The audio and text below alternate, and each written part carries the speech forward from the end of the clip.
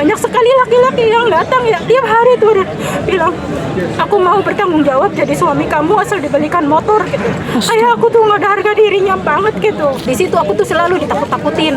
Katanya kalau pemerintah Arab tahu, nanti aku tuh bisa dihukum rajam. Aku dikubur, cuman kelihatan lehernya doang.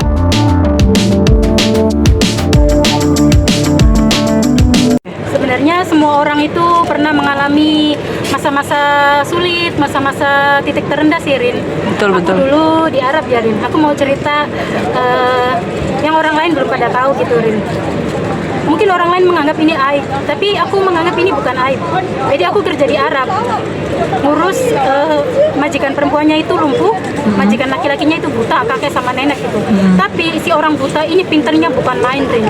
Ibaratnya kalau kamu balapan nyari jarum itu mungkin dia lebih dulu menang, Rin. Saking pinternya si orang buta ini. Dan si orang lumpuh ini, ya Allah, masya Allah, Rin. Pokoknya ini berdua ini ya kayak berasa duduk di atas kepala aku gitu. Kalau manggil aku tuh nggak pernah nama aku tuh selalu nama-nama binatang. Nyuruh apa-apa tuh dilempar. Nah ada salah satu anaknya, Rin ya. Anaknya tuh baik banget. Jadi kayak ibarat dia itu penyejuk lah di rumah itu. Karena di situ tuh makan apa listrik tuh semua dia yang tanggung. Jadi kalau ada dia di rumah, aku tuh nggak ada yang berani menzolimi aku. Karena dia selalu membela gitu. Kamu tuh kalau nggak suka sama pembantu pulangin, jangan dizolimi. Iya.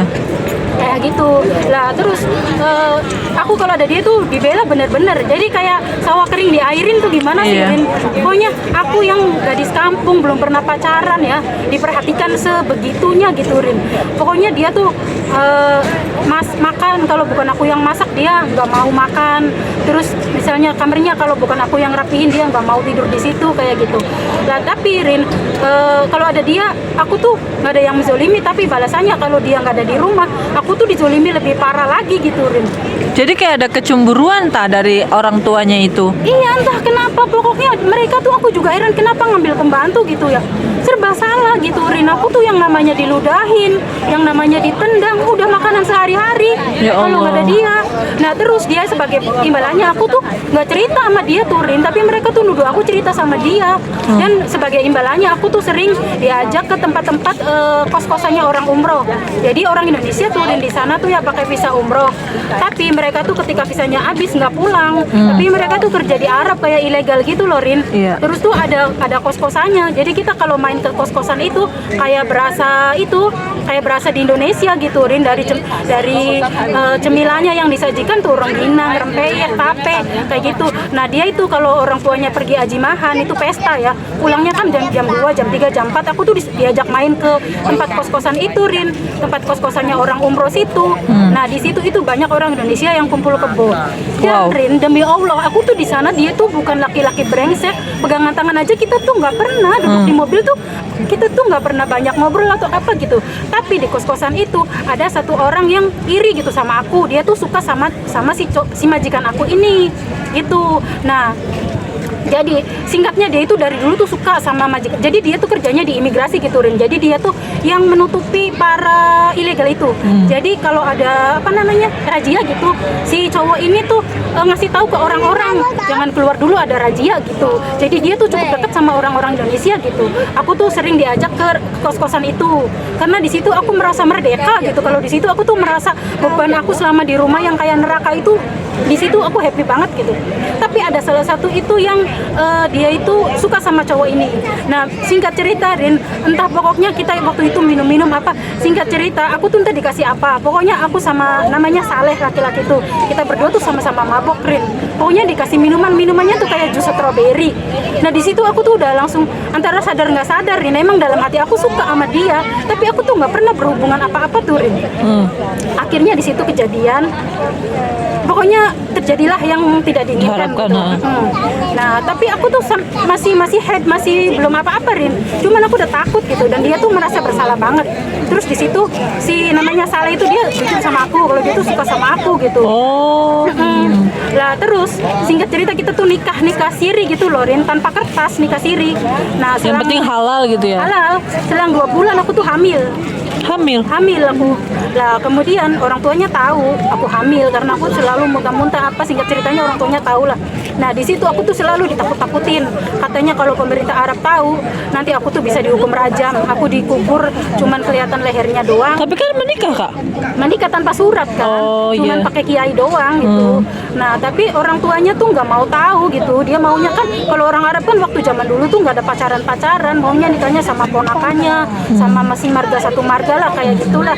Lah terus si Saleh ini udah bikin paspor, terus udah beli koper, udah beli tiket 2. Kita tuh rencananya mau pulang ke Indonesia. Waktu itu hamil aku 6 bulan. Ya Allah. Udah beli tiket ke Indonesia, terus dia Saleh tuh bilang sama ibu bapaknya, aku tuh nggak minta warisan gitu, tabunganku udah cukup, tapi aku mau ikut sama istri aku, bilang gitu. Kita udah sedia koper 2. Nah terus kata orang tuanya, ya udah nggak apa-apa, katanya kamu ke Indonesia aku ikhlaskan, tapi kamu operasi bapak kamu dulu, katanya gitu. Jadi si suami aku ini bawa bapaknya ke Jordan karena bapaknya kan buta, katanya bawa bapaknya ke tabib, nanti setelah pulang dari tabib baru katanya pulang ke Indonesia gitu.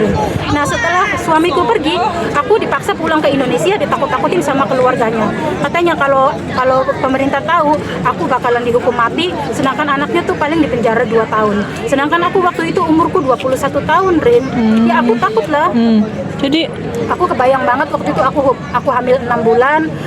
Mereka terus-terusan pilihannya tuh ada 2, aku digugurkan di situ atau aku pulang ke Indonesia sendiri. Kayak gitu. Dia ngasih aku nomor-nomor teleponnya mereka, ini nomornya ini nomornya ini nomor ini, mengasih nomor telepon banyak banget. Dengan berlinang air mata akhirnya aku pulang bawa kandungan 6 bulan. jadi tanpa sepengetahuan suami Kakak. Suami akunya lagi di Jordan nganterin bapaknya. Ya Allah. Nah terus aku ditakut-takutin, apa akhirnya singkat cerita aku pulang ke Indonesia. Dan bisa dibayangkan di Indonesia apa kata orang, aku di pesawat 9 jam, aku pulang kakiku bengkak, terus aku pulang, ya aku jujur sama orang tua kalau aku lagi hamil. Nah terus semua ya bisa dibayangin Iya, kan, ya gimana? Allah, ya Allah. Siapa yang mau peduli kalau aku udah nikah siri di sana? Betul. Padahal kehamilan anakku setelah aku 2 bulan menikah. Dan laki-laki yang menghamili aku tuh bukan orang brengsek, bukan laki-laki bajingan. Tapi dia nggak mencoba untuk nyusul Kakak? Aku nggak tahu keluarganya udah cerita apa ke suami aku. Mungkin membalikkan fakta. Iya, aku juga nggak tahu. Pokoknya setelah di Indonesia aku berusaha menghubungi dia, semua nomor udah nggak aktif. Waktu itu kan zamannya wartel, warung telepon tuh, Iya, belum ada HP. iya, betul. Nah mungkin Allah juga udah mengizinkan itu ya, aku putus kontak sama dia. Nomor-nomor telepon tuh di kertas lembar, ketinggalan di wartel, ya udah putus kontak. Waktu itu almarhum ibu aku bilang, nah kamu bawa uang nggak banyak, daripada uang ini kamu hambur-hamburkan untuk telepon, karena pernah dijawab sama mertua aku sekali, Rin, malah mencaci maki. Hamil itu atas kemauan kamu sendiri, tujuan kamu kan pengen mengeret harta anak aku dengan kehamilan kamu itu, padahal itu anaknya siapa kita nggak tahu, kata bapaknya gitu. Astagfirullahaladzim. Akhirnya ya udah putus kontak itu, Rin. Dan waktu itu, Rin, banyak sekali tetangga-tetangga yang datang, katanya di sini ada dokter bisa menggugurkan, di sini ada dukun urut bisa menggugurkan. Padahal kehamilan aku tuh nggak merepotkan mereka, tapi kok mereka keperluan apa gitu menyarankan aku untuk menggugurkan anakku. Cuman aku kekeh sama orang tuaku, aku bilang, ma aku nggak mau, aku ini bukan anak haram. Aku Betul. bilang, Karena kan sudah menikah baru hamil 2 bulan ya. iya, kosongnya tuh 2 bulan. Aku bilang ini tuh bukan anak haram, Ma. Terus waktu itu yang support cuma ibu aku. Jadi di sini kalau anakku nonton, kamu bukan anak haram, nak. Walaupun semua orang memandang kamu hina, kamu ayah kamu bukan bajingan, ya kamu seorang yang tanggung jawab. Dan aku yakin sampai sekarang anak bapak kamu tuh masih mikirin kamu, cuman nggak tahu gimana caranya karena waktu itu internet belum ada, Rin. Anakku kelahiran 2002, yang punya HP tuh jarang banget yang punya HP tuh. Terus aku menguatkan diri aku, banyak sekali laki-laki yang datang ya tiap hari tuh bilang, aku mau bertanggung jawab jadi suami kamu asal dibelikan motor gitu. Ayah aku tuh nggak ada harga dirinya banget gitu.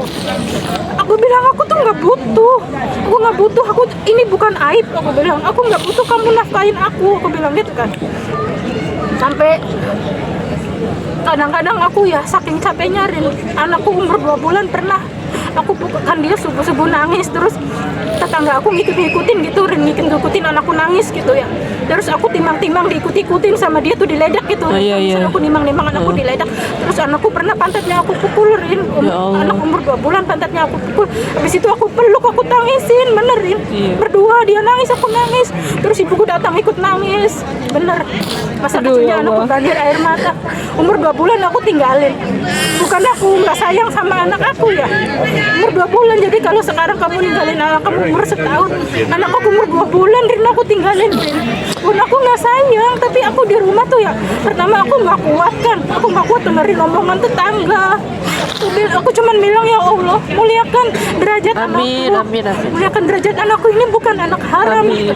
Biar semua orang menghina, tapi ini bukan anak haram. Iya. Cuman Allah aja yang tahu gitu. Biar seluruh dunia menghina, tapi itu anakku gitu. Iya benar Kak.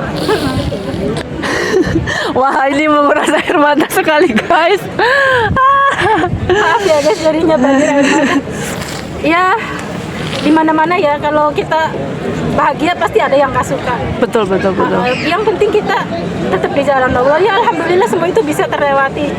Ya, seperti matahari ada terbit ada tenggelam, begitu juga nasib manusia. Apapun yang kita alami pasti terlewati. Jangan mengejudge masa lalu orang lah, karena pasti kita pernah berbuat salah sih, bener. Yang penting Iya, sampai anakku kecil pun begitu. Kalau nakal selalu dihubung-hubungin dasar anak orang Arab. Padahal namanya anak-anak kan gak ada yang gak nakal ya. Betul. Tapi selalu dihubung-hubungin. Iya. Ya, alhamdulillah kita udah bisa melewati semua itu. Amin ya.